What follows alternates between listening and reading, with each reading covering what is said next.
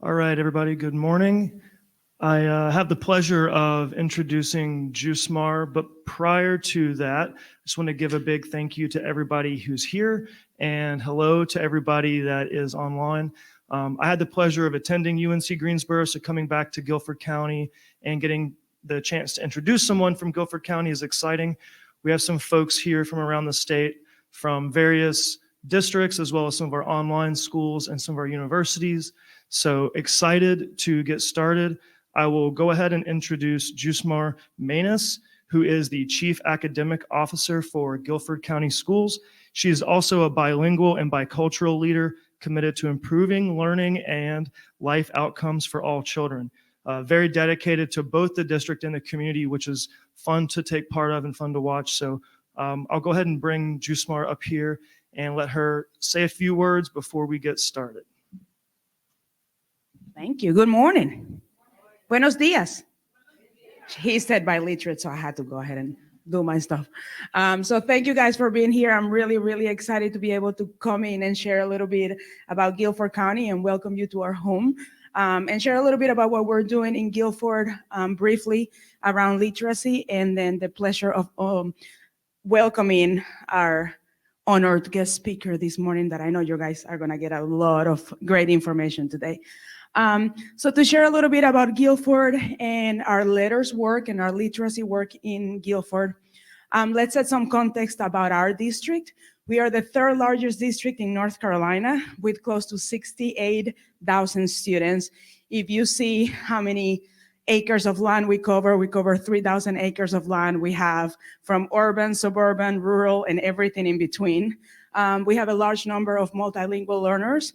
We have 121 languages spoken in the district, and we have a large percent of poverty in our district. So a lot of times people look at Guilford County and they don't realize that we have a lot of students that are really, really impacted by poverty. And so making sure that we're meeting the needs of our students is critical. We have some programs that we have really targeted to support our children. We have our high-intensive, high-dosage tutoring that has been recognized nationwide, and we do it in-house, making sure that we really, really meet the needs of our students in school in support of core instruction. So it's not instead of core instruction, it's an addition to core instruction. We have learning hubs for our high schools that just expanded to middle school. After COVID, our students really need flexibility because our high school children really took on new responsibilities. And then we really enhancing that digital, closing the digital divide and making sure that we're providing the supports for our students. And talking about digital divide, it's great to see that we have people here face to face, and then we have people that are able to join us online. So it helps us to enhance our connection. So as many of you might be aware, in North Carolina, we have the legislation that came from the State Department and the General Assembly around letters, where all of our pre-K and K through 5 educators shall participate in letters training. So all of our educators are required to complete that letters training. Of course, we have to do that as well. That implies online coursework or attendance to face-to-face and virtual sessions, and completion of the bridge to practice. The state has provided licenses for us. The pre-K licenses already expired.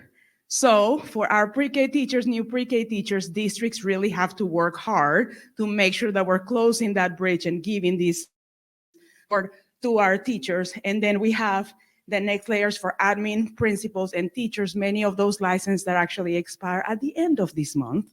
So we have to make sure that as districts, we're thinking strategically and creatively to support our teachers, because as you know, teachers are coming and going, and you might have new teachers coming into your districts that need to get on this, so making sure that we provide the support. You have some information here around the expansion or all that implies letters training, and we do provide CEUs. There are CEUs that are provided for teachers that help with the licensure requirements, but more importantly, we provide stipends. We have to incentivize our teachers. This is a requirement, but how do we provide supports? So we have levels of stipends that we ensure teachers are getting so that they are a little bit more motivated to complete this. We do Very strategic work in our district to monitor. So we have a dashboard that our data and accountability department has developed so that with 68,000 students and close to 9,500 employees, we have to find creative ways to be able to track what is happening and how we support.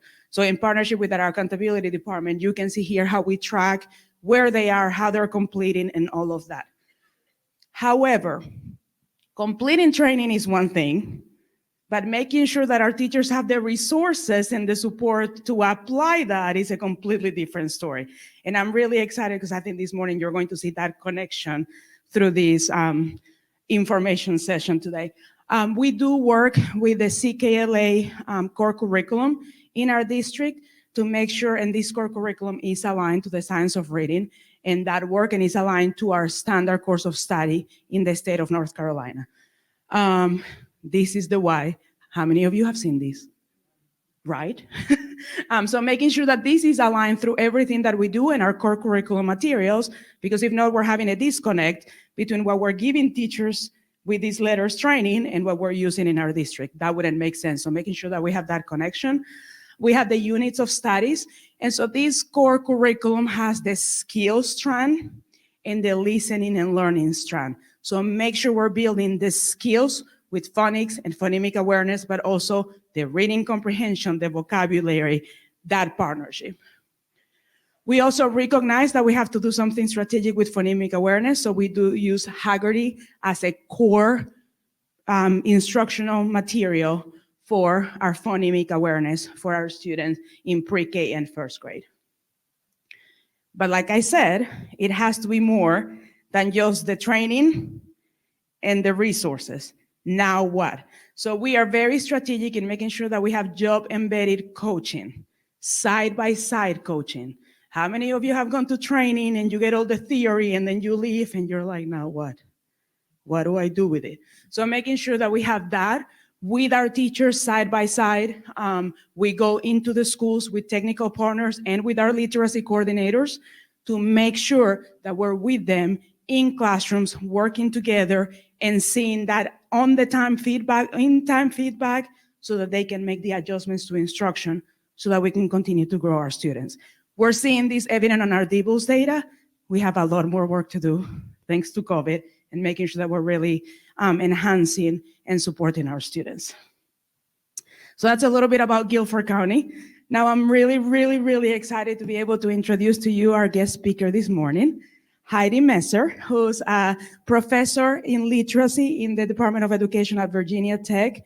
And more importantly, she really has done a lot of work in research and study around beginning reading, text difficulty, struggling readers, and really grounding ourselves in what do we need to do to really meet the needs of our students in the classrooms beyond just core instruction and intervention, and how do we provide those supports. So I know you're gonna get a lot of that this morning, so join me in welcoming Heidi Mesmer.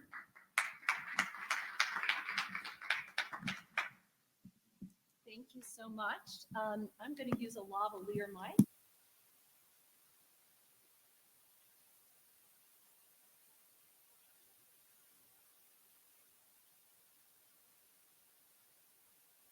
Tight. This is going to be a packed session. Put a notebook next to yourself. And for those of you who are here, thank you so much. And you will have the pleasure of having those hands-on materials. And I'm actually hoping that potentially those of you who are out there watching digitally may be inspired to come live if that invitation is ever extended. So, like Rusmar said, did I get the pronunciation right? Okay. I am a faculty member in Virginia Tech. Go Hokies, but I'm a native Virginian, but I do have a lot of friends who are working here in North Carolina. I've met folks at UNC Charlotte, now UNC Greensboro, DPI.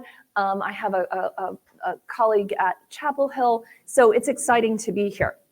So today, my presentation is going to have basically 3 different parts, and I'm going to try to kind of give 20 minutes of time to each of these. First, I'm going to talk about what are decodables. I'm going to connect that to my own history with this kind of material. Then I'm going to give you a little short, quick and dirty what the research says. And then I'm going to talk to you about word recognition development and ways you might plug in this collection and this scope and sequence into those various pivotal stages. All right, so what are decodables? I'm going to start with a little story. I have this little gas and this little gas thing. I did this thing the other day. I was in a real rush and I had to go get gas. My husband said, there's no gas in the car and we're getting ready to drive 300 miles. So I said, okay, I ran out, got the gas. I was in a hurry thinking about 20 different things. And I grabbed the green handled gas. Oh, yes. So usually the green handled gas is what? Diesel fuel. I don't have a old Subaru or Audi. I don't need diesel gas. I put the gas in the car, get home. And the car, the next time I started, it was chugged just a little because it was cold. And I flashed back to that green handle. I was like, oh my gosh, I put diesel in my car. Now, if you know what happens when you put diesel in your car, they have to drop the engine, drain it. It costs a lot of money. It's a big problem. You can destroy your engine. Fortunately, I drove back up to some dumb gas station that uses a green handle for regular gas to confuse dumb people like me. But anyway, I didn't do it. But the analogy here is this.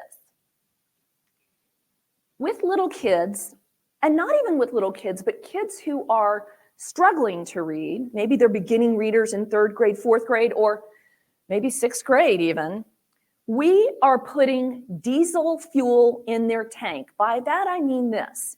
Text, what kids read is the fuel, right? We do our teaching, but what is going to propel them from an educational developmental standpoint is a lot of reading. For years, what we've been doing with little kids is putting them in books that they really can't read. They can't decode. They can memorize them, and they can use some rhyming or maybe some pictures, but that's not going to help them. So in 1996, we were actually going through the same trends that we're going through now. These same kinds of guess and check kind of approaches were still out there. I was in a doctoral program at the University of South Florida in Tampa, and I was working with a 2nd grade little girl. We'll call her Kamitra. She was in Hillsborough County, and she had been through a tutoring program in 1st grade and had not made progress. And I started working with her using the tutoring template that was very popular at the time, which was kind of rereading a leveled text and doing those kinds of things. And I found that it was not working. And I couldn't figure out why. I wrote this article, and I'm going to tell you why it wasn't working in a minute, but I wrote this article, Scaffolding a Crucial Transition Using Text with Some Decodability, kind of very scared because decodable text at that time was quite taboo. I was concerned that I was going to get a lot of hate mail, truly. I thought I was going to get hate mail. And instead I got letters. Honestly, isn't that funny? People didn't email then. I got letters from teachers asking me the books I used. So here's what I experienced. Let's say I was going to try to teach a phonics lesson on short U. So these are grouped by word families or rhymes, but I didn't necessarily teach them that. They're just organized that way to show you. But I'm teaching gum, and we're decoding words like cut, and we got that phonics going, but I know the real action is when the kids have to spell the words themselves or when they have to read it in a connected text. So I want my little girl to be reading in text. So I go into the book room to look for a book. I'm like, okay, I got to make sure there's some short U words there. And I find this book. And this book says, to the barber we will go to cut my hair, don't you know? With the scissors he will cut, not too much, just enough. Okay, cute. Okay, it's got cut. That's a short U word. Cut again, all right. She knows that word. Will, she knows she knows that. Much, well, I can't remember. Is she good with that CH at the end, that digraph? I don't know. Just, yeah, okay, that's a short U word. But you'll see this book, it has some super hard words. Words that in a normal phonics continuum, you actually would not really expect a kid working on short vowels to be knowing. Like barber, which has 2 R-controlled vowels and is 2 syllables, or hair, another R-controlled vowel, or scissors with a silent beginning and the R-control at the end, or enough. And when you really look at this book, there are not a lot of options for her to really apply what she knew. So this is where texts with some level of decodability come into play. So this is the Gum Hut, and if you're sitting in here, it's in your packet, and if you want to pull it out, you can. But this is a little example, and I'm not really selling these. A lot of these are, this is kind of what they look like. But the beauty of a decodable is that you can look on the back cover or inside cover, and it immediately is going to tell you words that match the focus. So in this book, you're going to have words like bus and fun and gum. And you know that the target skill is going to be short U. So you don't have to flip through books to try to figure that out. It's right there. It's also going to tell you the high frequency words that kids will need to know. Because in English, there are a collection of high frequency words that have patterns that usually come later in the phonics continuum. And so you have to make sure kids know those. But this is kind of how you can match a text to a phonics lesson. And you can find it easily. And I'm going to show you a few techniques in the last third about how you might use that back cover to kind of help kids get into a decodable. So hang on for that third connection. Here's what it looks like in the inside. Decodability is typically defined with what we call lesson to text match. And it means that what you've taught is going to show up in the book. So in this book, The Gum Hunt has tubs and tubs, yum. Tiff looks at the gum, Hud sees gum, gum bits, and gum balls in boxes. You can see that there are a lot of short U words. Now, what do you notice about the sentences? The sentences here are not repetitive. You can't memorize the sentences. It's not like, this is my coat, this is my scarf, this is my hat, right? You can't memorize and just look at the picture. You actually have to have your eyes on print. I'll tell you a little funny story real quickly. I was in a kindergarten working with little kindergartners, and I realized that I had to give them 2 very basic tips to make sure that they were actually really attending to the print. The first one was, get ready for this, and you kindergarten teachers are going to laugh. Look at the word. Really, seriously, look at the word, because a lot of kindergartners are memorizing. They're looking at you. Some of them are cueing off of you. They're looking at their neighbor. They're not even looking at the word. So first rule, look at the word. Second rule is don't cover the word with your finger, right? Put your finger under the word at the beginning. Anyway, the other thing these have are high frequency words. So the child actually has to read, and you're setting the child up for success. They can read in these situations. Remember that decodability is always going to be in relationship to the reader. So if you have not taught short U, if instead you've taught short A and you give them a book like The Gum Hut, they are not going to be able to decode it. The book itself is not doing the teaching. It's decodable, but it's not like you can just sit the kid in front of it and say, go, it's decodable. So you have to kind of make sure you're monitoring what your students know. Okay, and that's what the research is absolutely going to tell us. First of all, decodability as a text feature, and it's something that interacts with other text features like the frequency of words, like the syntax, like the vocabulary. There's lots of things in text.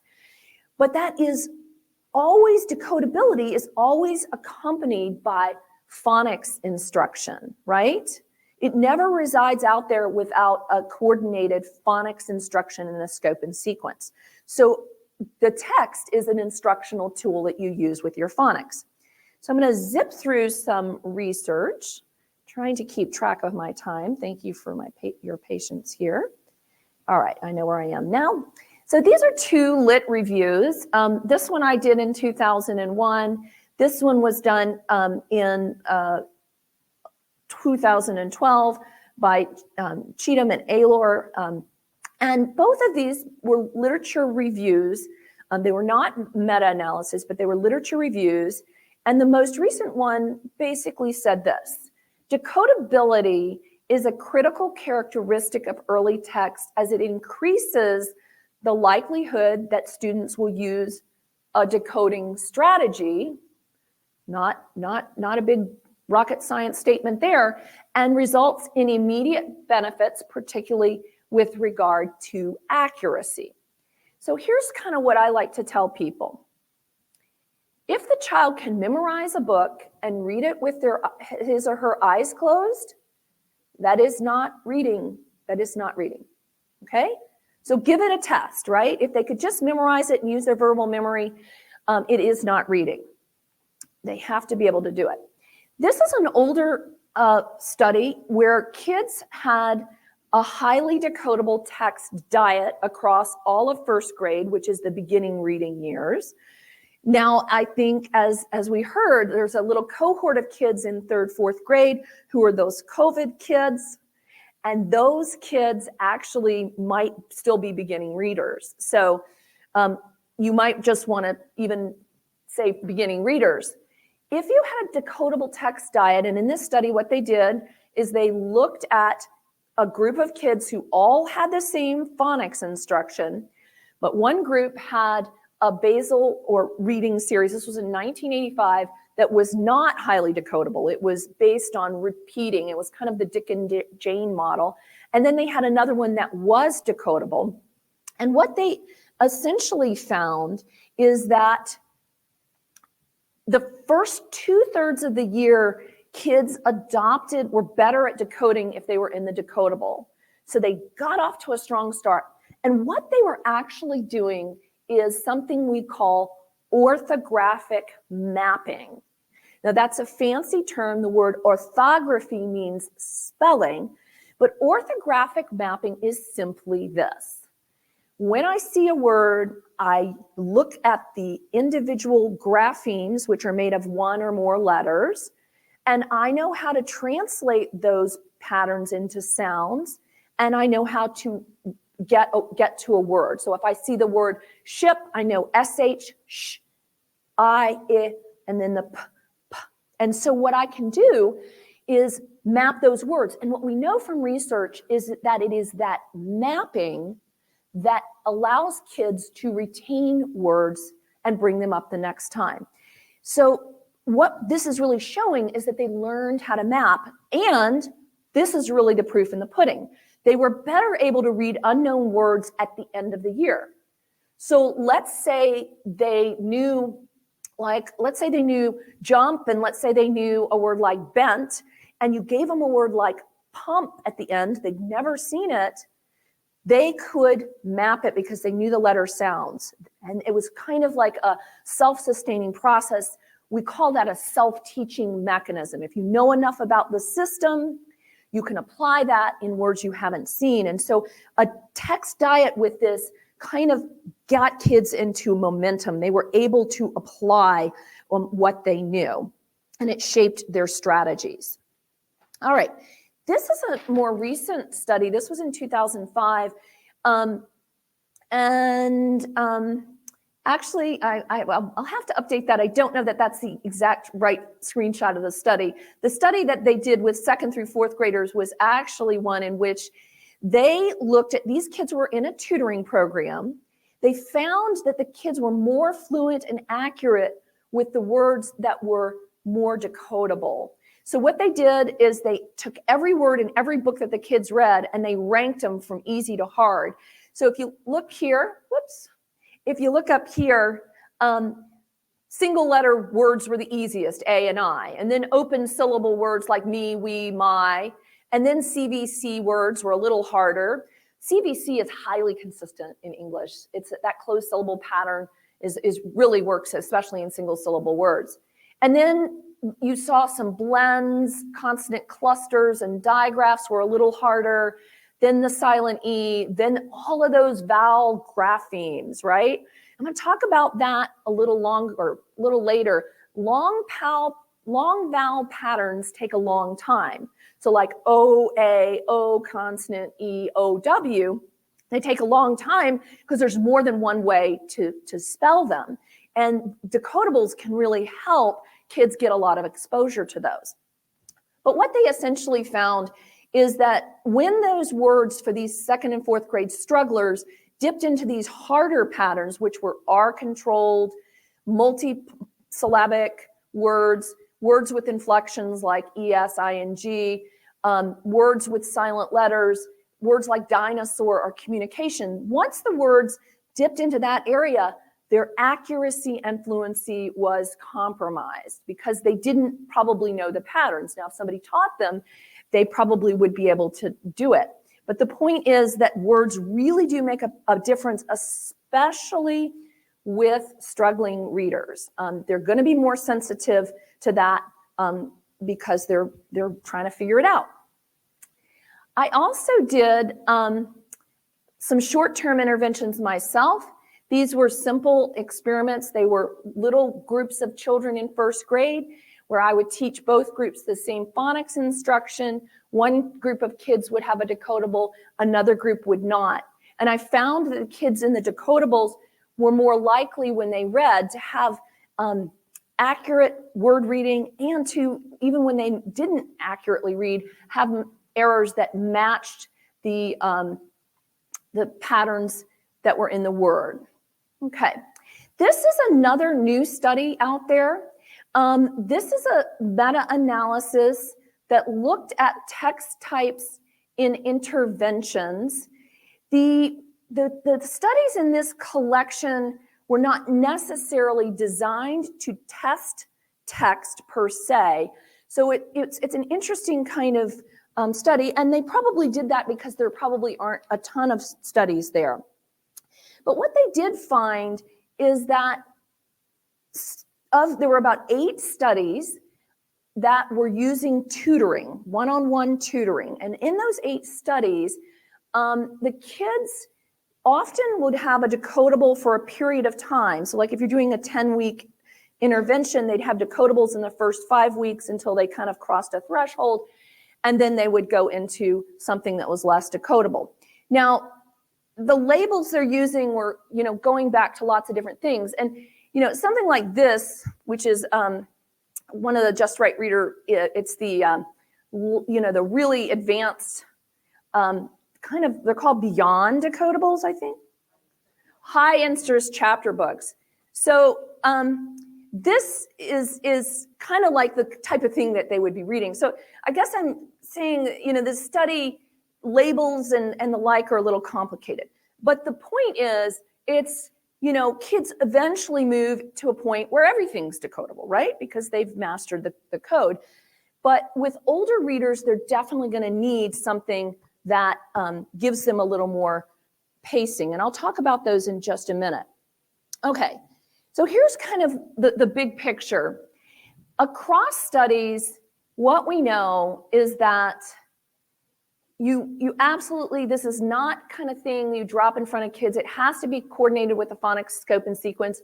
And I would actually even add that morphological instruction as well. Now, if you're like, morphological, what is she talking about? I'm glad you thought that, because I think that's something we really need to press in teacher training, in child instruction. Kids need to know what a morpheme is. Teachers need to know what a morpheme is. And if you're sitting there thinking, I don't know what she's talking about, Google it, because I'll talk to you about it in just a minute. But that's really something we all need to know. Kids need to know how to read advanced words. The point is that you have to coordinate it. If it's going to be a text reader match, you have to coordinate. Second, This is going to be really useful when children don't have somebody right next to them to correct mistakes in reading. And let's face it, that's 80-90% of the time. Kids are not sitting with a one-on-one tutor. If their text diet was depending on an adult being right there, they would not be reading enough. So they have to be taking things home. They have, in the summer, go home, or when they're doing classroom practice. And one of the things that I don't think anybody else is doing anywhere that I know of are these like take-home packs, which I think Tracy is going to talk about. But these packets, and I'm holding it up because it looks like a present. It's like so cute. Like if I was a little 5-year-old, I'd be like, whoa, look at this. And what they do with this is they take your data, they do the flippin' work, they figure out what books each kid needs, and it shows up in a box. And you open it and send it home. And they also have ones to match for multilingual learners. And on the back too, there are these little QR codes with videos. And the videos are very clear and simple. They're not too complicated. A parent could get it, right? Okay, so I have probably like 25 more minutes. Yay, I'm so glad, because I'm gonna really talk about a little bit more instructional technique, which is, if you're sitting and watching, is exactly what you came for. All right, so kind of this is what you're gonna see in the scope and sequence in terms of what you'll see in this collection of highly decodables. You'll see text to have developed letter sounds, but I will say that I think they actually blend first words right away. It's not like letter sounds all by themselves. It's like right away we're doing some words. Then decoding first words, those simple single syllable words that have a one-to-one match, usually between the letter and the sound. Then multi-letter units, which is those long vowels, those R-controlled vowels, those diphthongs. Those do take a long time. And I'll show you some research that actually tells us that kids do take longer to learn those, and they're going to need more help. And then the other thing that I really love is the decoding multisyllabic words. So if you're at a table, I'm going to show this on the screen, so don't panic. But if you're at a table, you can look at this, because this is the whole scoop and sequence. All right, so what I'm going to try to do is relate a lot of what kids are reading to Erie's phases of word recognition. And this is just a developmental thing that kids go through as they learn to read words. How many people in this room know that, have heard that? Some have, some haven't. So that means I'm going to do a quick explanation. So if you haven't heard of it, just listen. So essentially, you'll notice that in 4 out of these 5, what is one word that is showing up in all of these? We've got pre-alphabetic, partial, alphabetic, full, alphabetic, consolidated, alphabetic, and then automatic.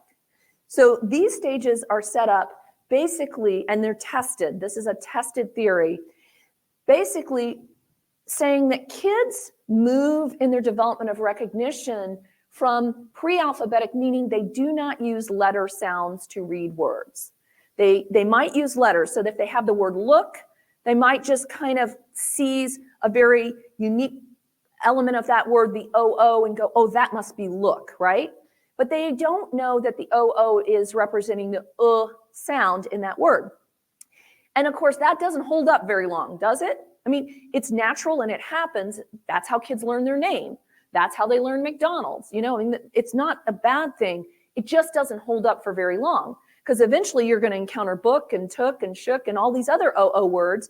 And if your only way of memorizing the word is to use the 2 O's, that's just not going to work. Memorization is not what phonics is about. Phonics is about learning the system so you don't have to memorize. In the partial alphabetic stage, kids will use usually a beginning sound to help them remember the word. And that's a great first step. It's okay. It's not going to get you very far, but at least we know why we're learning those letters. Full alphabetic is, bam, I can decode an entire word. I can push through that vowel. I can do cat, cat, cat. Huge milestone for kids. Consolidated is, okay, I'm not doing everything left to right. I am grouping together things in the word that hang together. So, for example, I can't read a word like seat just left to right. S-a-it.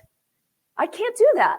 I have to group the EA together. If I'm reading a word like, I have to use, some people call it a semaphore, like, which is the silent E signals the long vowel. Yeah.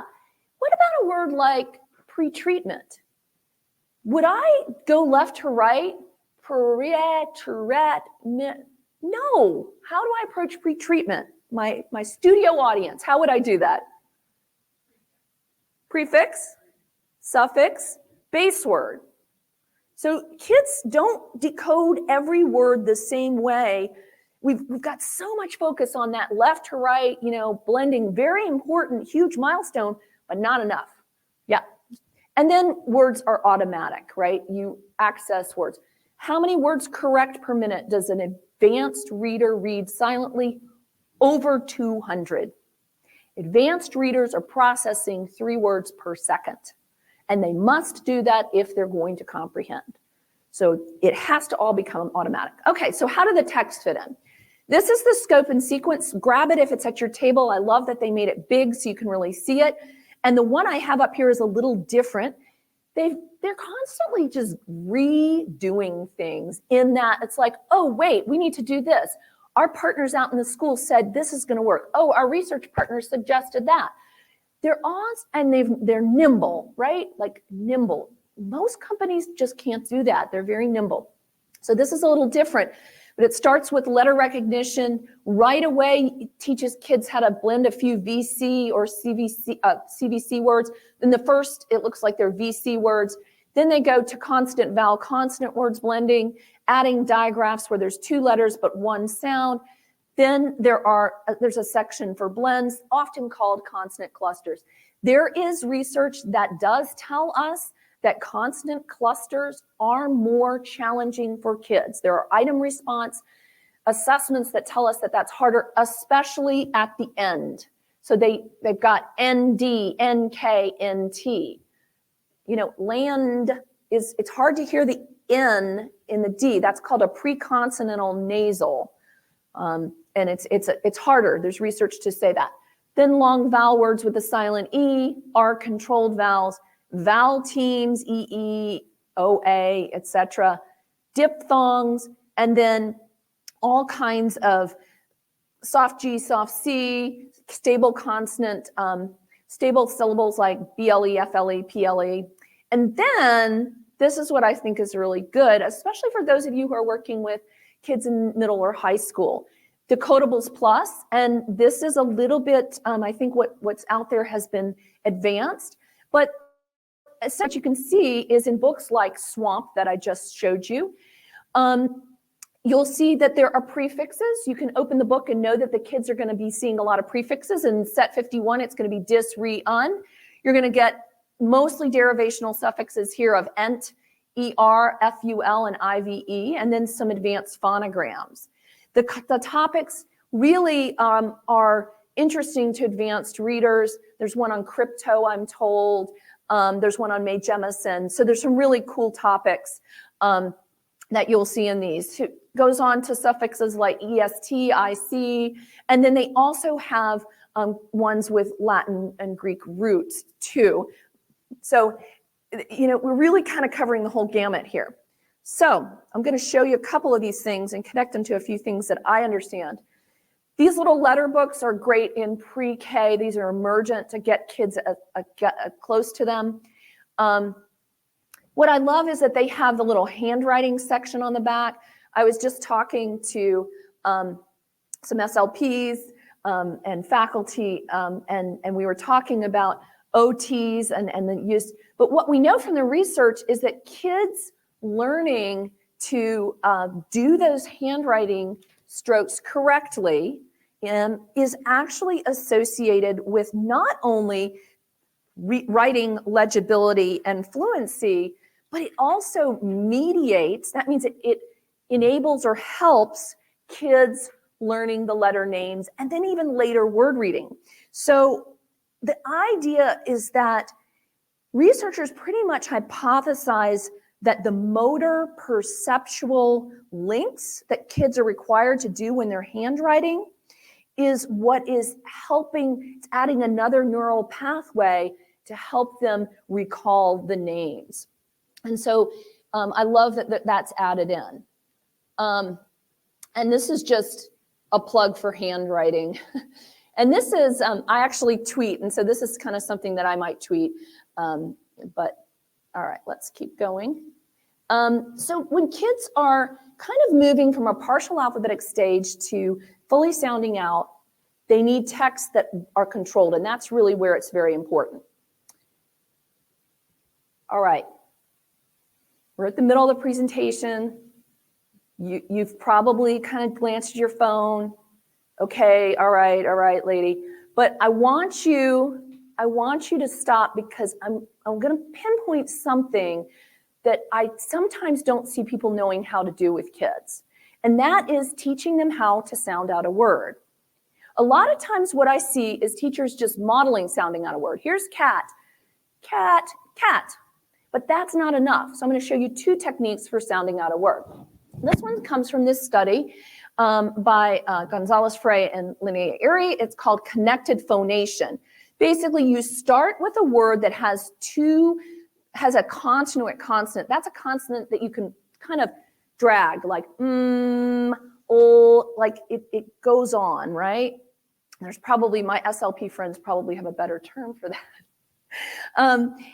And what you do when you read a word like man is you smoothly blend between, and you get faster and faster. Man, man, man. Blending is not m and n. Now, I know that's a great, if you're trying to remind the kids of the sounds, that's fine. Like, let's remember the sounds in this word, and n. Now that we know the sounds, let's blend. That's a different thing. Segmenting really works for spelling a word. I don't know how to spell coat. All right, I write C. Oh, all right. Yeah. So in decoding or blending a word, you put it together, and then it comes out to a word you know. I want to flip to something. This. Especially if you're working with an individual word, finish the job. Connect that word to meaning, because that's the last of the processors, right? So you're working cat, cat, cat, cat, and then you say, oh, like the animal, or you point to the picture so that the kid knows what it is. Very important for multilingual learners. I actually teach multilingual learners at Virginia Tech, and often they will tell me, I learned to decode words, I didn't know what they meant. So it will not be retained as well if kids are in their world just decoding nonsense words that they don't know what they mean. So that is one way to sound out a word. Oftentimes it doesn't work. Oftentimes kids will go man, man, apple, or they'll go man, man, an. So here's another way to do it. This is called body coda blending or decoding, and it's supported by a study by Bruce Murray. You decode the beginning and the vowel, and then you stretch it and put the ending on it, and then you connect it to meaning. So for a word like nap, you would go na, na, nap, nap, nap, nap. Oh, like a short sleep. So you've got to make sure kids have been taught how to decode words before you put them in a decodable. And that was quick. This is just a reminder. This is from Willingham's book, The Reading Mind. But what it is really showing you is if you're doing this translation decoding from letters, you've got the letter, you know which letters go with which sounds, the translation rules, and then you can pronounce the word, you have to connect it to meaning. Your job is not done if the kid does not know what they decoded. All right. So one of the things I love is there's a little set of bridge books, I call them. They're called word books, and all they have are just words. It's one word on a page, and this is beautiful because I can tell you, if you go into a kindergarten classroom and you put some books in front of kids with 10 words on a page, they're going to go like, I can't do this. So these are wonderful with a little star. You start from the left. The dots, you can remember the sounds. Let's just remember the sounds. We're not decoding. S, and.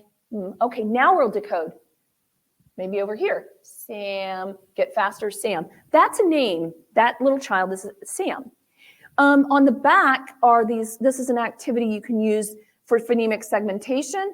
Huge, huge, huge capacity builder for decoding. If you're teaching kids to sound out words like cat and dog, do a little bit of these Elkonin boxes before and then add the letters. This we know is associated with kids learning how to decode. All right, stay with me. We got a few more things. So this is kind of the series as you move through. This is learning short vowels, and these are the kinds of books you would be using as you're trying to move kids into fully decoding words. I think they're kind of funny. I like Zen Ben and Hot Socks. And here's another one. I like Flash. So here's the secret sometimes, right? Books are for kids, but they also should engage and delight adults, right? Because that is infectious, right? When an adult is excited or giggles or enjoys something, it brings that energy to the learning experience. And this is true, I think, of children's literature as well. My memories of listening to my mom read are as much about how funny she thought Paddington Bear was with that dry English humor. That's what she read to us. I mean, it was more fun to me that she loved that probably than the story itself. So it's really important that things are interesting. One of the things that we've kind of come out of is this kind of approach where, you know, the teacher pretty much does all the heavy lifting on the reading, right? So I want to show you a technique, a couple of techniques you can use when, when you're working with kids in decodables. I'm going to step out of camera for just a minute. Nobody panic. I'm going to wet my whistle because I'm a chatterbox. And then I'm going to show you a few techniques. So this is good stuff. I'll come back to this video. Here's one simple thing you can do before the kids read the book if you want to. Flip the book over to that back page, pull those words off. This little girl is reading words from another book, but put them in a little list. And after you've modeled the decoding, ask them to do it before you put them in the book. Not only is that going to give them an extra practice, it's going to give them a lot of confidence in the book. Here's another little technique. You can create word cards and give kids word cards. You can do a little pre-assessment. You know, go back to that back of the book and put those words on cards and then say, here are your cards, you read them, now sort them into words that you can read and words that you can't read. And what that did in this situation was in here, all of the kids came up with, they didn't know Nan, the word Nan. Okay, and what do you think about that? Certainly resonates with the message that kids have to know the meaning of a word, right? They probably couldn't make sense of that word because they didn't know the name Nan. So I had to teach them that. But as a teacher, they got a bunch of practice pre-reading those words. I got quick formative assessment. Okay, I got to do some work with this Nan word before we get into the book. And now we're going to be ready.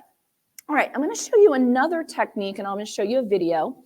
So we've heard about picture walks in text, and I want to show you what I think works a little bit better in a highly decodable, and that is something I would call a book walk. So before reading, you're going to read the title, you're going to decode new or tricky words, you're going to just flip through the book and say, hey, do you see words you know? And ask the kids. You might model any non-decodable or story words. Oh no, she said that some words may, that's true. You cannot write interesting books for kids if you have to make every single word fully decodable. So you want to do that. And you don't have to go through every page. I want to just ask my folks, how much time do I have?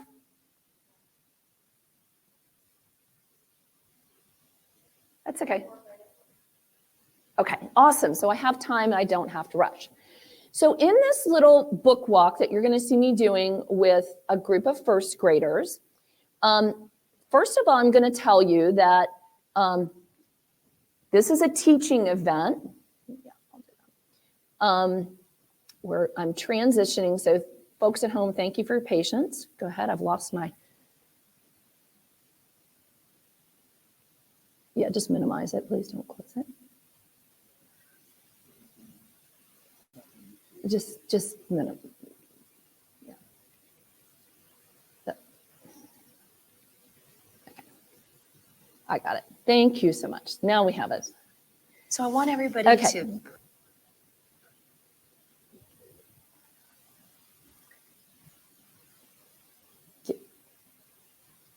Just end show.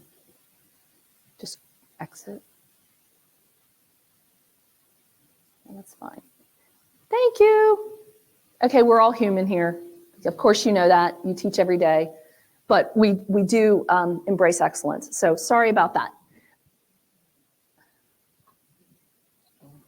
That's okay. Don't worry about it.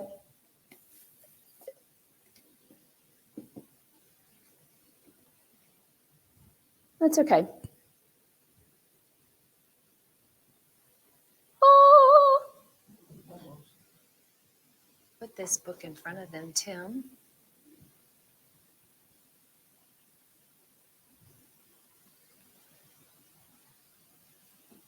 Don't worry.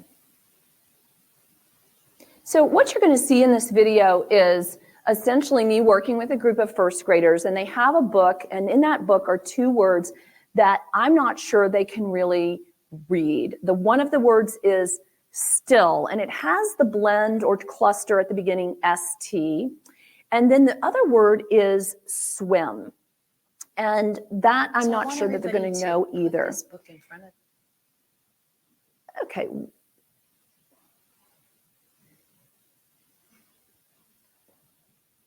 Seems like there's just a separate desktop here. Let's just reboot.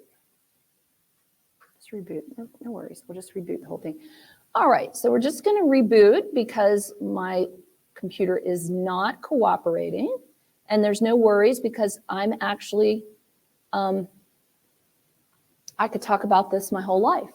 So I will tell you a couple of things as it is rebooting. One of the things that I will tell you is that kids absolutely need to do the reading themselves. They need to be the ones who are sounding things out and doing that work. And one of the things that I see a lot of times in classrooms is teachers doing the heavy lifting on the decoding and children simply chiming in. So you'll find a lesson like this. Boys and girls, we're going to read these words. Bag, bag. We're going to read this one, cat, cat. And all of the work is being done by the teacher. Now, absolutely you need to model, but you need to make sure that that is not all that is going on in the lesson. You need to make sure that kids are doing it themselves. There's a slide that I'm actually going to show you a little bit later in the video. There is research to tell us how many times a kid might need to work on sounding out a word before they actually orthographically map it. Now, it won't surprise you that the number of times varies by the word that is being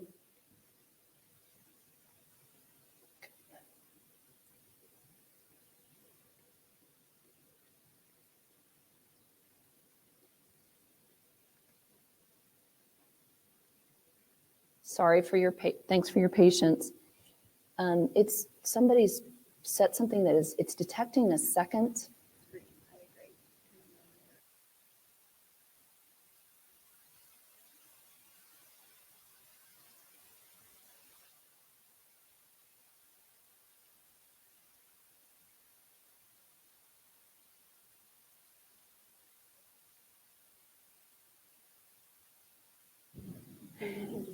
Yeah, okay.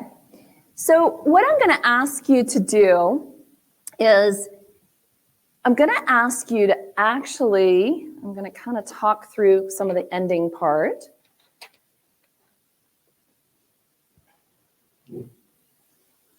Let's Google. Okay,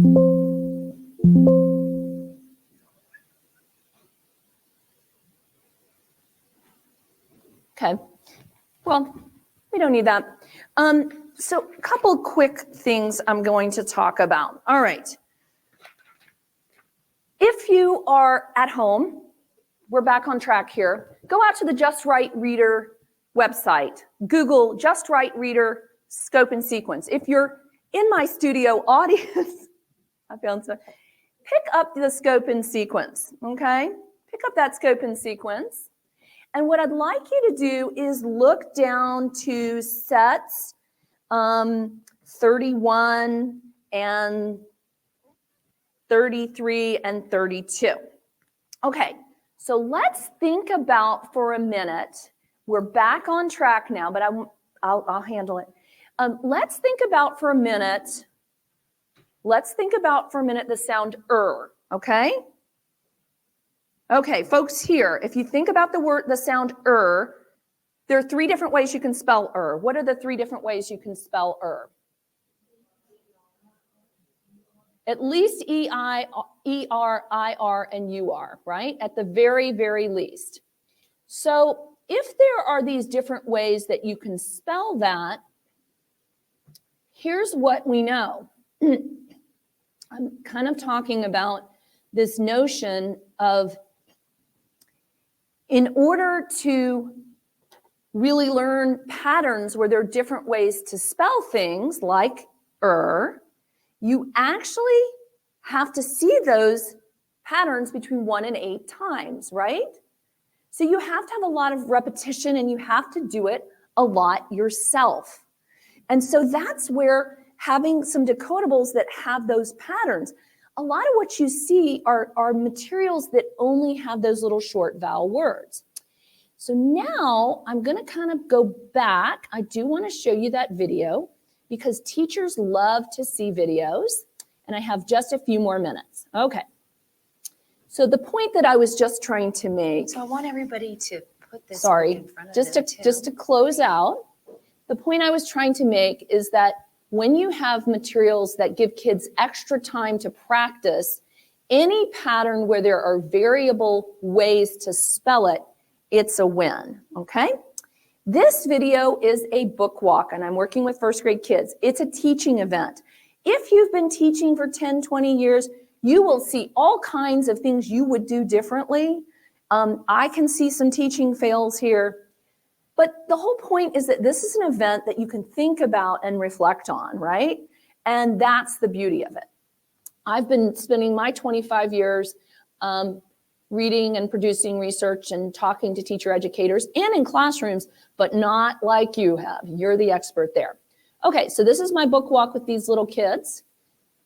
We're gonna read this book in a minute, but before we read the book, we're gonna look at some things in this book. First of all, point to the title. To the title.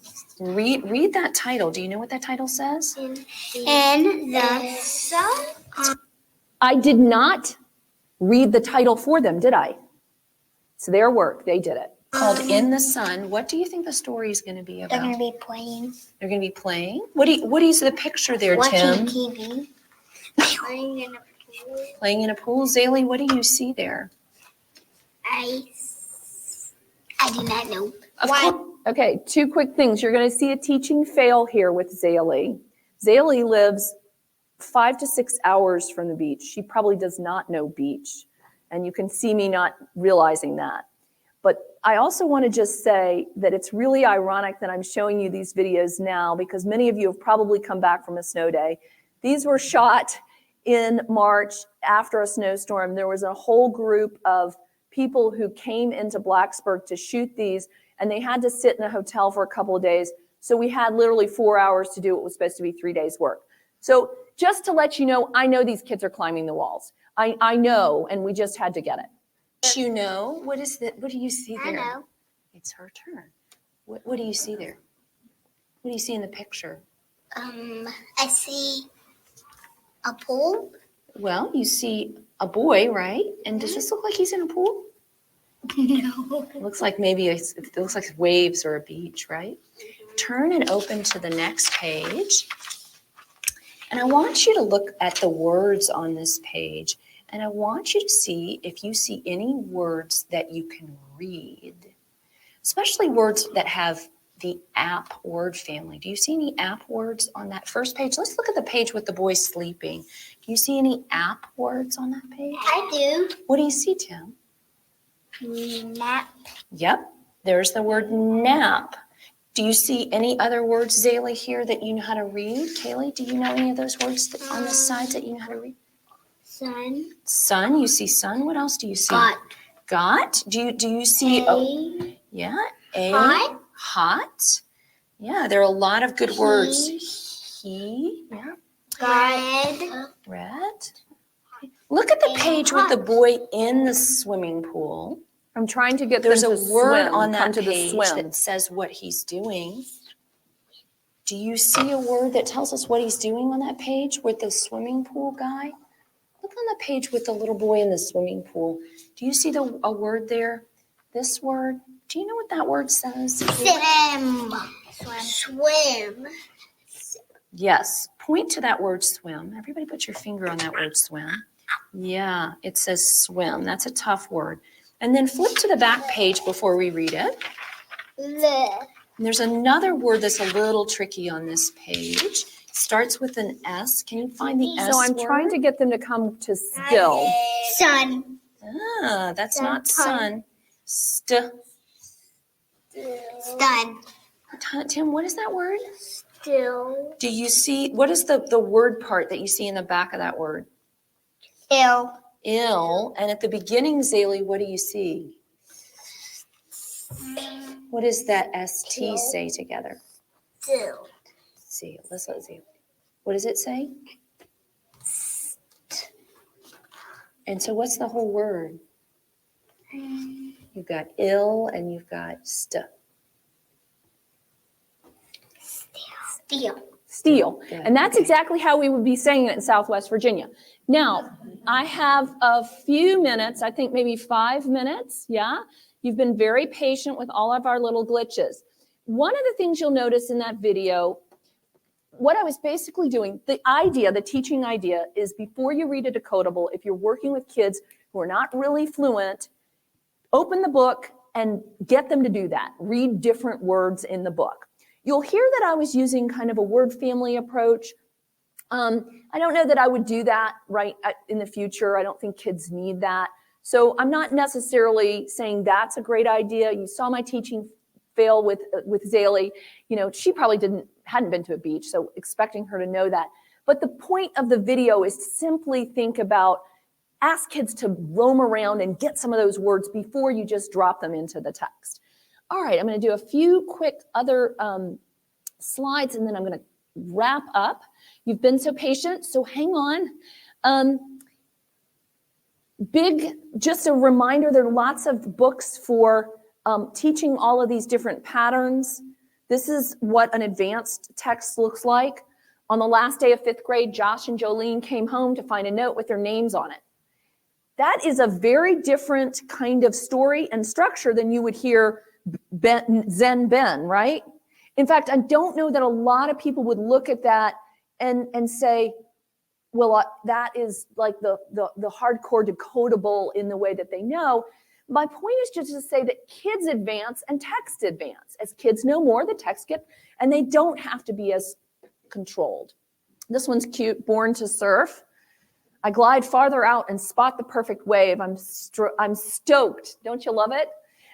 It's all mine with no other surfers lined up. As the wave curves, I firm up my core and pop up to a stand. What I love, Hawaii is so off. Nobody ever talks about Hawaii. This reminds me of obviously California, but also Hawaiian culture as well. So the idea is that on any of these patterns, I've made this point before, but anytime there's more than one way to spell a sound, the sound there's different ways. Kids just have to see it a lot, and one great way for them to see it is in a decodable. This is kind of my last point, and I referred to it earlier. When you would have a multisyllabic word with multiple meaning parts or morphemes, you're not going to just sound it out left to right. You're going to find that base word and the inflections and the like. And there is a collection that they have for that as well. And those are at the very end. And I also have a book coming out with Scholastic. Going to plug it quickly, but big words for young readers as well. So I was really excited that this showed up in a text set because it very rarely does. This is what one of the extended texts looks like. This is, for those of you out there, this is Jupiter. The one in the packet here is Swamp. You can see these look like science books, so they're really accessible to the kids. All right, I do have a blog out there. If you want to find that, you can Google that, do's and don'ts instructionally. And I want to thank you for being so patient with our little glitch. We worked through it.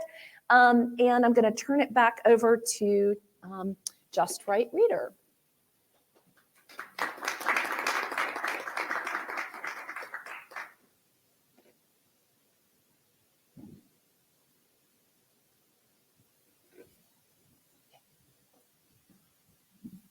Thank you guys so much. Man, I am always so excited when I get to be in the room with researchers and practitioners and all of us who are in this thing doing this work together. So I hope you all enjoyed what we just experienced. My portion is the fun part, right? I get to take you through the products that are in front of you. I'm actually going to call my friend Tracy Ball up here because we're going to kind of tag team this thing. We're going to kind of go back and forth. So I think I might let you be like my Vanna. Is that okay? I'm just joking. But on the tables in front of you, you all have already kind of dove into your stay flats, into your packages. I want you to go ahead and kind of get comfortable with them because we're going to talk through them so that we can see all of the wonderful things we've got going on in here. My name is Terry Hunt. I'm the Impact Manager at Just Right Reader.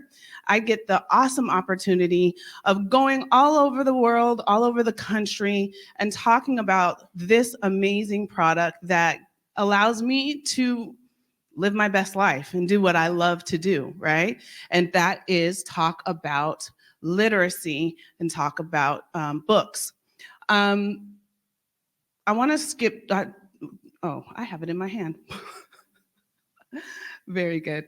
So Just Right Reader was founded by Sarah Rich in 2019 when she discovered that her own child was having a difficult time learning to read. So she went into her book room at her school and she started to look through different books. When she came home, she realized that they weren't helping her child decode and actually read. So she just set out on creating books that allow students to read and decode, but that are culturally diverse and engaging, okay?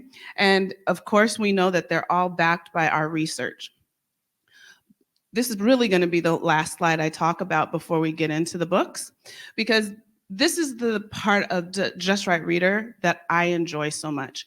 Our books allow our students to see themselves through mirrors, windows, and sliding glass doors. They're diverse in culture as well as in ability, and they allow us to see the world in different ways. Our illustrations are amazing and beautiful, and we have the most decodables, the most titles of any company out there right now. You'll find that in other curriculums, they have decodable books, but they'll have like 3 titles with 10 books in each title, right? Well, like Heidi Anne just said, the fuel that we give our students is our books and is the text. So we need to give them more and more opportunities to read through text without memorizing what they're saying or memorizing the words on the page. We need to give them more opportunities to practice the skills. And that's what Just Right Reader allows you to do.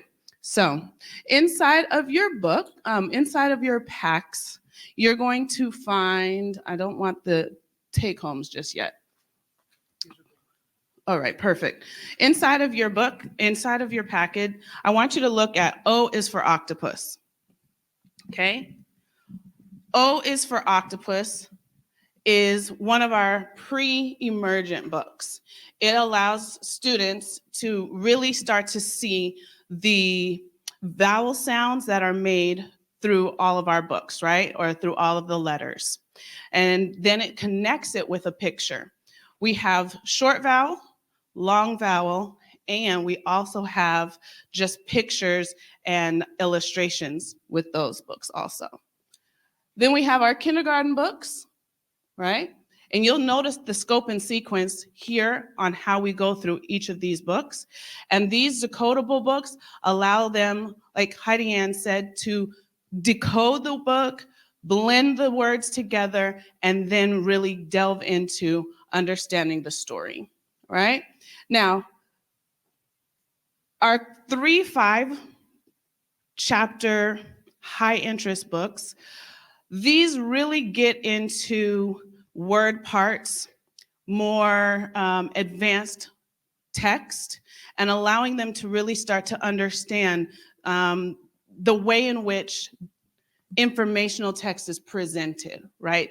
The structure of text. When we start to look at prefixes and suffixes and things like that. And then it also gives them an opportunity to really start to see the sections of text. My brain is literally, text features, thank you. I'm like, what am I trying to say? The word is text features inside of the text. And that really gives us an awesome opportunity. What else? Take homes. Here, how about you tell us about the take homes? So my background is an SLP. I always tell people when I go to their school district or I go to their organizations that these are the books I wish I had when I was in schools, because it opens up a whole nother world of instructional practices.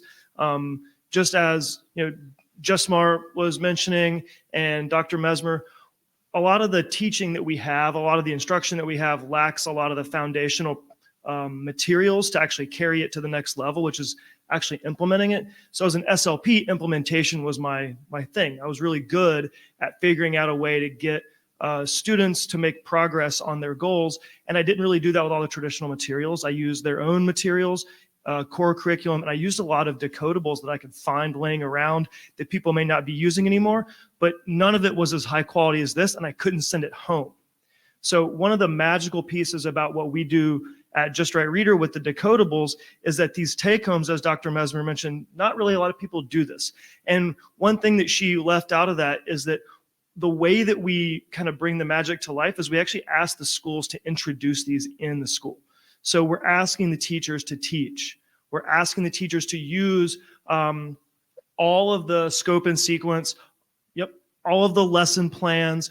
We have a ton of materials and resources that are behind the scenes that they have access to. We ask them to put that in play in school first. And what that does is it allows those teachers to really understand where that student's level is, get the student up to their level. Hopefully they're reading and decoding 90% decodability before this book goes home. Once the book goes home, now the students are teaching their parents. If they happen to be an ELL program, maybe those families are not speaking English at home a lot. The byproduct of that is those parents actually learn how to speak English and read English with their child. Maybe it's a second grader or a first grader. So one of the cool parts about the decodables is it bridges the communities and the schools, and it really helps to build those bridges. So for me, that's one of the most fun aspects of this, is talking to people and seeing that actually happen in real life. And we get to align our decodables, our take-homes, with the student data that you're sending us. So let me find this so you can see how it really works. So when your staff sends us their student data, we'll take that and align our books to each of the students and the skills that they need support with. And then when you get your take homes, teachers will have a printout that will show who all is getting digraphs. Which students got vowel teams number 1, which students got vowel teams number 4. So you'll see exactly who is receiving which books in their take-home packs, so that when you pull them in their small groups, you can see how they are working together. And then when they send those home, you can also know who's taking which books home. And it's really powerful because when they get these packs, right, it's like Christmas, right? You send them home, you tell them, hey guys, this is what we're gonna do. Everybody, on the count of 3, you're gonna rip open your books, right? They rip them open and they get to take these books home. I know that it might not seem like a big deal to us, but taking books home for students is a big deal. They get to have their own books that they can read in their own home library. It is a really big deal. And like Tracy said, on the back of all of our books, and I think actually on the take-homes, they're on the front. Thank you. But on the back of all of our books is included a QR code. When you scan that QR code, it's going to take students to a video. The video is going to connect with a teacher who is going to review the skill that's in the book. These videos are in both Spanish and in English. So these videos are indeed a bridge to our community, because the teacher is now doing the guiding and doing the teaching of the phonics skill, so that parents now can engage with their students and support their students in the lessons that they're learning as well. There's lots of different ways that schools are using these take-home packs, and it's really fun to watch how different schools, different districts are using these take-homes to do some really innovative things in their schools. We've got summer packs they're taking home throughout the year. They're doing tutoring, using them for tutoring, using them during the school breaks.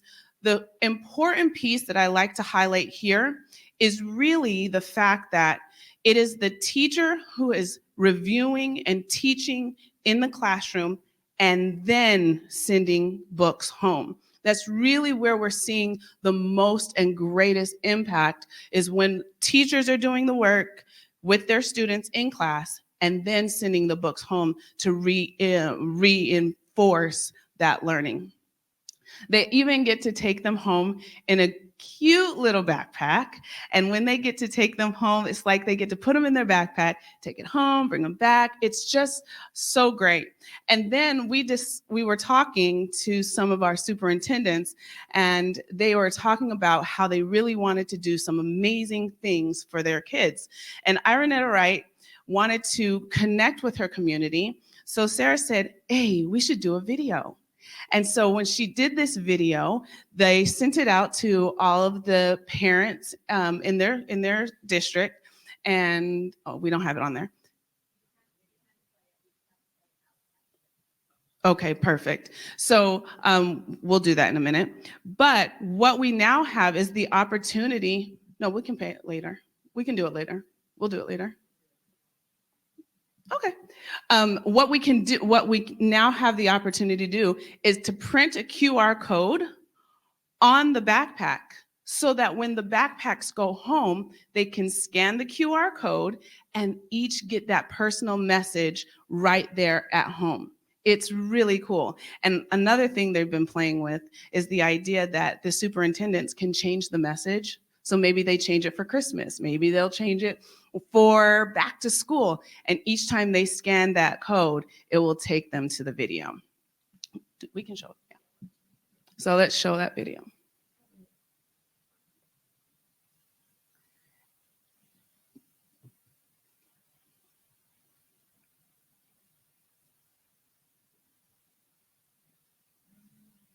And if it,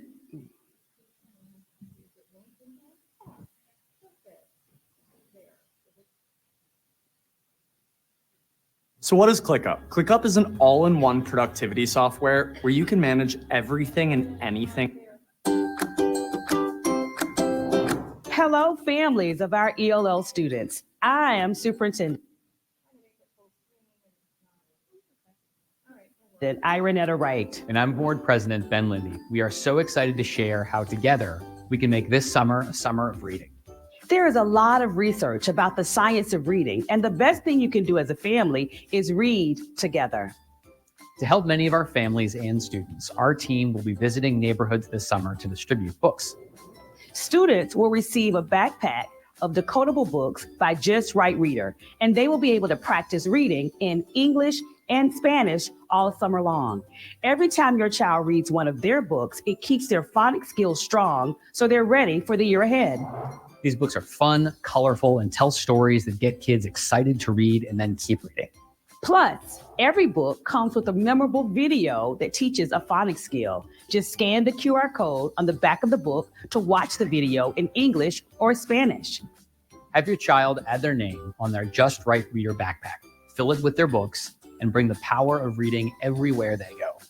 Every bit of reading counts, and we can't wait to hear about your child's favorite books. Be sure to share your reading adventures on social media with the hashtag Cincinnati Readers. Enjoy and happy reading. Isn't that exciting, right? Can you imagine students seeing faces and getting to experience these videos, even parents? It is a really awesome opportunity that we have to communicate how important and how supportive we are of the reading experience for our students.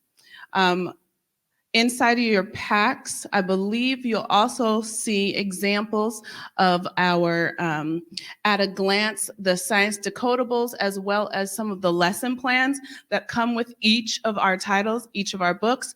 So we have an easy implementation that parents, teachers, families, administrators can all utilize in order to experience everything that our decodables have, right? And I think we covered, we are super excited because we have a Spanish version of all of our books that will be coming. We have Spanish, they're coming in, okay, they'll be coming in March. And so we're excited about that. And we also are working on some board books. I saw someone had one. Oh, yay. Every table has some of our board books. These are probably, I don't know, I have lots of favorites, but I love my home, well, actually, I Spy Colors, right? I Spy Colors. Our board books are for ages 0 to 3. There is a specific book for each age band, but these board books are so cool because when you scan the QR code, you'll also get a video that is for the parents, and it's to explain and help them understand the importance of reading to their baby. And every book comes with a baby sign on the back of the book that is also introduced in the videos. So not only do parents get to consume text and understand and learn more about reading with their baby, they also get to show some really awesome pictures and engage their learner, right? We're learning from 0 to 3. They get to engage their learner in the beautiful pictures that are teaching some really awesome lessons. So we're really excited about our board books. And I learned something new in this process of creating board books. Did y'all know that they can eat the board books? I did not know that, because let me tell you, when I bought board books for my baby when she was little, I was like, stop putting that in your mouth. I was frantic. I was like, oh, she's gonna die from the pain. But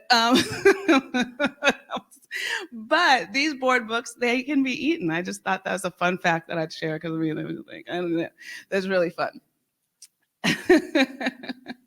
All right, so I want to have a conversation with you all. Do you all have any questions? Oh, we have questions in the chat. See, we have questions, and I'm sure they're for Heidi Anne. So I'm going to ask Heidi Anne to come back up and answer some of these questions, and then we'll take some time to answer any questions we have here.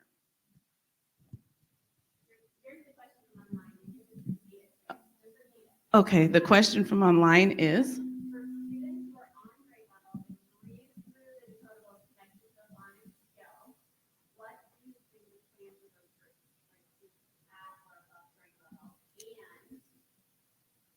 when do you recommend moving on from Decodable to more complex? So just for the people so that they can hear, the question is, what do you do for readers who kind of breeze through the decodables, and how do you support them?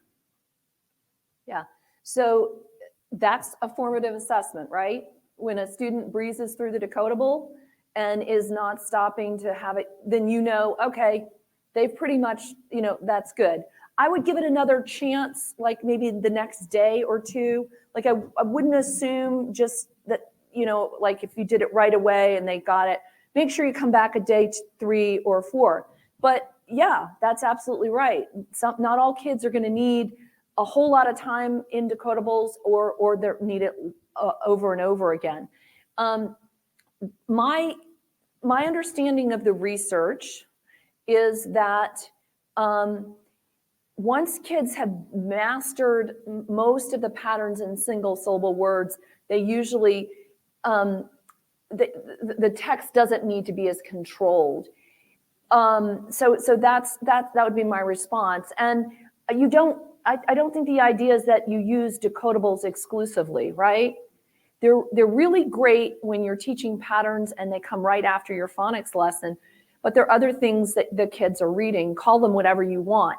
The only caveat, I would say, the only thing is whatever you give kids, make sure that they can actually read the material. You can assure that in lots of different ways. Pull them aside, ask them to read it to you, and if they can't get through, the words, it's probably not going to be something you want them to read on their own. So you do need to know, but everything becomes decodable, right? Everything gets to a point because the reader has learned what they need to know. And I guess I'd also say, I like that Just Right Reader kind of relabeled their later materials into high interest materials, because as I showed you with even the little surfing, book, they don't sound, it's not like the fat cat sat on the mat. They don't have to be quite as controlled. They're not going to seem as decodable. But yes, there's a tipping point. But I don't, yeah, that's a great question. Perfect. We want to ask if there are any questions for Heidi Anne in our live audience, the live studio audience. Are there any questions that you all have?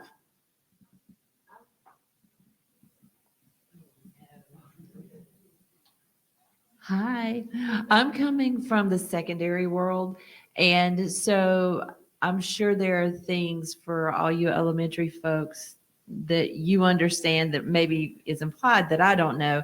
So when you're talking about data to inform what books go home, what does that data look like in terms of making these decisions? I'm going to turn that over to the folks who are seeing this data daily and seeing it all over the country and know exactly what kind of data they need. So I'm going to step out of Right. So here. whatever data that whatever assessment that you're using to guide instruction. So iReady is some that we're seeing. MAP is another one that we're seeing. What do y'all use in Guilford? MAP? iReady, NWA. So once you have that data, you just put it into an Excel spreadsheet and then you send it to us and then we put it into our program and it aligns that.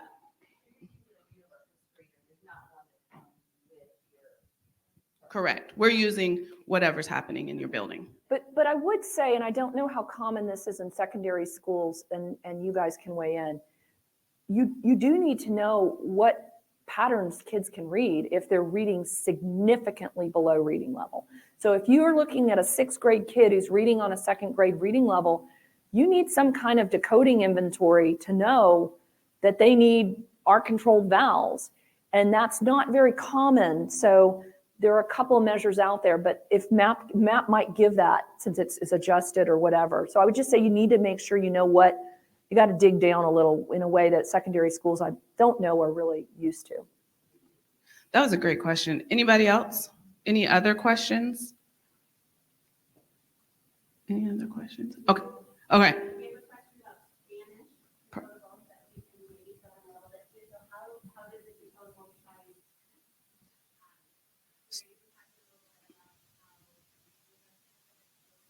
Right. Right. So that's a great question. The question from online was talk about the Spanish books and the decodability for Spanish books. So our Spanish product has a specific scope and sequence that is aligned with how the Spanish language is read and decoded. And we use that. We've had some researchers help us with that to make sure that they are aligned to the scope and sequence that is best for Spanish-speaking learners. Great question.